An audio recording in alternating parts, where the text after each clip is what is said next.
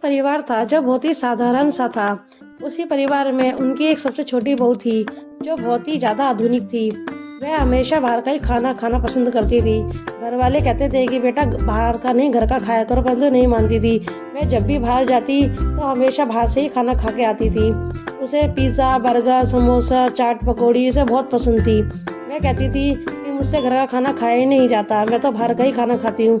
यह देखकर घर वाले बहुत परेशान भी होते थे और उसकी चिंता भी करते थे कि ना जाने वो ऐसा क्यों करती है, घर का खाना खाने में क्या हो जाता है। परंतु वह जब भी बाहर जाती अपनी सहेलियों के साथ तो बाहर से ही खाना खाती थी और अब घर पर भी वह वही खाना बनाने लगी थी। घर पर भी वह खानों में बहुत ज़्यादा तेज़ मसाले डालती थी, जिससे कि घर वाले कभी कभी खाना भी नहीं खा पाते थे, क्योंकि वे साधारण लोग थे। वे सीधा सिंपल खाना खाना ही पसंद करते थे। घर वाले दुखी हो गए थे और बच्चे भी अब धीरे धीरे बीमार पड़ने लगे थे। अब उसकी सास को लगा कि कुछ करना पड़ेगा, क्योंकि सास ने उसको एक दिन समझाया कि बेटा देखो तुम्हारे खाने से बच्चे बीमार हो रहे हैं और बड़ों को भी काफ़ी परेशानी हो रही है, तो तुम ये अपनी खाने की आदत थोड़ी बदल लो।